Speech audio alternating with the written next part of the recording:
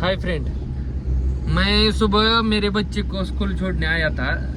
अभी उसका स्कूल छूटा तो मेरे को थोड़ा लेट हुआ उसको स्कूल में लाने के लिए, क्योंकि मैं एम्बुलेंस लेकर गया हूँ। ये देखो स्ट्रेचर वगैरह पीछे मेरे।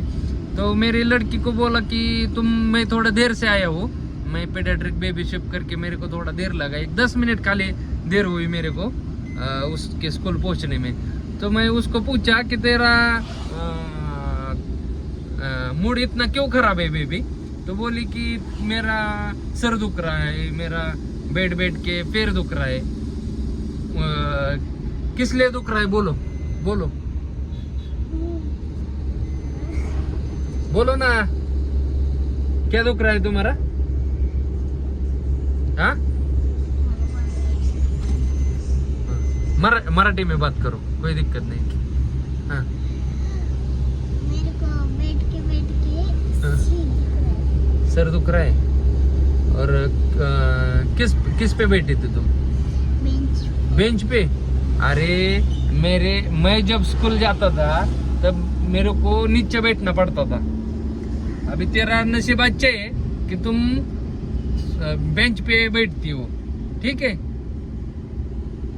तो दोस्तों अभी क्या है, जमाना बदल गया है। तो जैसा जमाना रहेगा वैसा आदमी रहेगा, ठीक है? तो मेरा यही। डैड, हाँ बोलो। माझे फ्रेंडली म्हणजे ते अजून डॅड तिचे लवकर आले नाही. तिचे डॅड लवकर आले नाहीत का घ्यायला? बरोबर, ठीक आहे.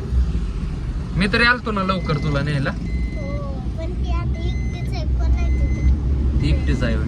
हा, पण सगळी गेलं की एकटीच. बघा मित्रांनो, आजकालची पिढी कशी आहे.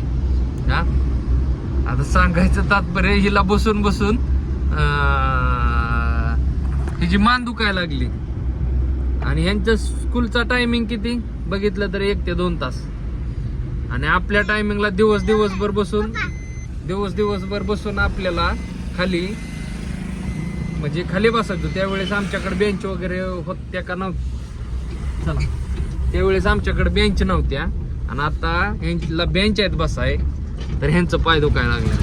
म्हणजे जमाना बदलत राहतो, आपण फक्त त्या जमान्यासगळं बदलत राहायचं, एवढंच सांगायचंय.